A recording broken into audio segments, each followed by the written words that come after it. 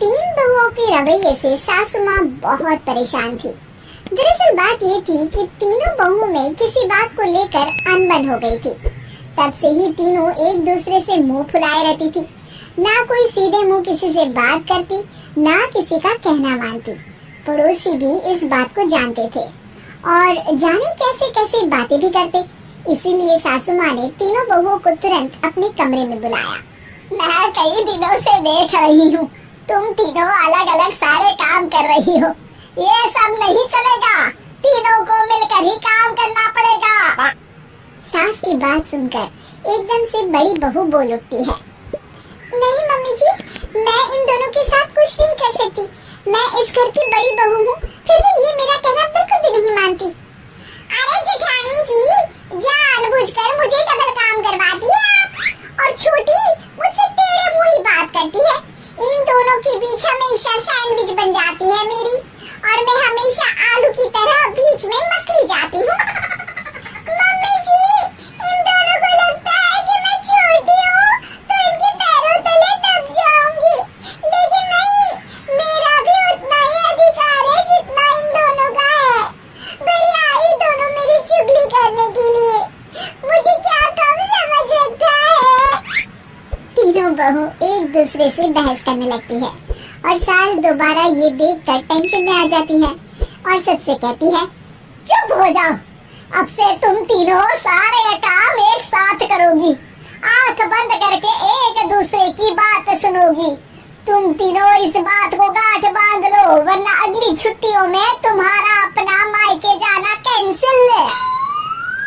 सास की बातें सुनकर डर के मारे तीनों हामी भर देती हैं। जी मम्मी जी, मैं समझ गई। हाँ मम्मी जी, जैसा आप कहें, आप जो कहेंगे मैं वही करूंगी। तीनों बहू सास की बात को गांठ बांध लेती है और वादा करती है कि अब से सारे काम वो तीनों एक साथ मिलकर ही करेंगी। ये सब देखकर सास खुश हो जाती है और वहाँ से चली जाती है। नीचे जाकर वो देखती है कि घर में शर्मा जी आए हुए होते हैं। सास जोर से आवाज लगाकर कहती है, अरे बहू, जरा चाय बनाकर तो लाना, शर्मा जी आए हैं। सास की बात सुनकर तीनों बहू तुरंत किचन की ओर भागती है और चाय बनाना शुरू कर देती है। मुझे तो एकदम मसाले वाली कड़क चाय पसंद है, तो हम शर्मा जी के लिए मसाले वाली चाय ही बनाएंगे। अरे नहीं दीदी, गर्मी के मौसम में मसाला चाय कौन पीता है? मैं तो शर्मा जी के लिए इलायची वाली चाय ही बनाऊंगी। ये कैसी बात कर रही हैं आप दोनों? मेरी मम्मी ने सिखाया है कि मेहमान को ज्यादा दूध और शक्कर वाली चाय देनी चाहिए, वरना वो घर वालों को कंजूस समझते हैं। तो मैं तो शर्मा जी को ऐसी ही चाय दूंगी। तीनों बहुएं अपने अपने तरीके से चाय में शक्कर, मसाला, पत्ती सब डाल देती है। उबलने के बाद तीनों मिलकर चाय बाहर लेकर जाती है और शर्मा जी और सासू माँ को देती हैं। चाय पीने के बाद शर्मा जी सासू माँ को देखकर शर्मा जाते हैं और शर्मिंदा महसूस करते हैं कि आखिर उन्होंने चाय पीने के लिए हामी क्यों भरी। सासू माँ भी चाय पीना शुरू करती है और कहती है, अरे बहू, ये कैसी चाय बनाई है? चाय है या मीठे दूध की बासुंदी? हाँ, चाय अच्छी नहीं लगी क्या? कोई बात नहीं, हम पराठा बनाकर लाते हैं। चलो चलो अंदर। हाँ चलो। हाँ आती हूँ मैं भी। नहीं, मेरा पेट चाय ने ही चौपट कर दिया, वही काफी है। पराठे से पोपट नहीं करवाना, मैं तो चलता हूँ। शर्मा जी चुपचाप पतली गली से निकल जाते हैं।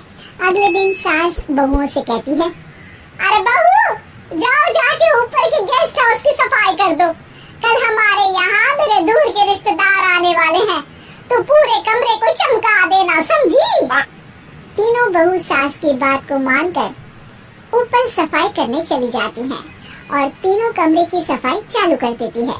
बड़ी बहू मकड़ी के जाले साफ करती है, तो बीच वाली झाड़ू लगाना और छोटी वाली सर्फ डालकर जमीन धोना शुरू कर देती है। अरे दीदी, जेठानी जी, अभी मैंने पूरी फर्श धोई और आप फिर से धूल नीचे गिरा रही हैं। और मछली जेठानी जी, आप बिना झाड़ू की धूल यहाँ छटक रही हैं। अरे तीनों को साफ करना है,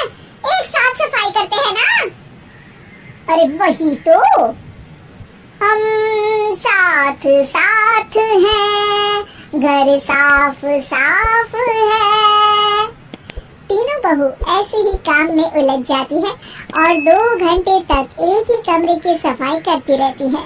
बहुत देर से अपनी बहुओं को ना देखने के कारण सास ऊपर कमरे में उन्हें देखने जाती है, लेकिन कमरे में घुसती ही वो गीली फर्श पर फिसलने के कारण नीचे गिर जाती है।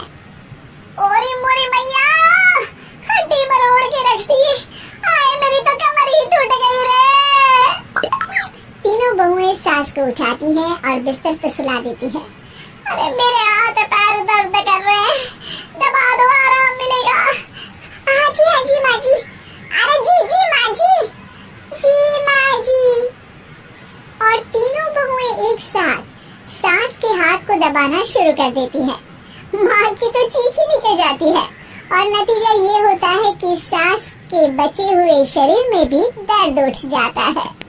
हाय राम, ये क्या कर दिया तुम तीनों ने। अरे मेरी तो किस्मत ही फूटी है कि तुम जैसी बहुएं मुझे मिली। हे भगवान, पूरे शरीर में दर्द बढ़ गया है। अब तो पता नहीं कि चल भी पाऊंगी या नहीं। माफ करो, मुझे गलती हो गई मुझसे कि तुम तीनों को एक साथ काम करने के लिए बोला। सोचा था तीनों मिलकर अच्छे से काम करेगी, लेकिन बड़े बुजुर्ग सही कहते थे कि 3 तिगाड़ा काम बिगाड़ा। तुम लोगों ने ये बात ना आज साबित करके दिखा दी। तुम तीनों को तो समझाना यानी मानो भैंस के आगे बीन बजाना है। तुम्हें अकेले अकेले काम करना है ना, तो अब से तुम अकेले ही अपना अपना काम करो। तीनों बहुएं वहाँ से जाने लगती है। अरे कहाँ जा रही हो? आप ही ने तो कहा कि अपना अपना काम करो, तो मुझे मुल्तानी मिट्टी लगानी है। अरे मुझे भी तो नेल पॉलिश लगानी है। मुझे ना मेहंदी लगानी है। सास अपना सर पीट लेती है और कहती है, अरे मुझे भी लगाना है कुछ। क्या माँ जी, क्या माँ जी, क्या माँ जी?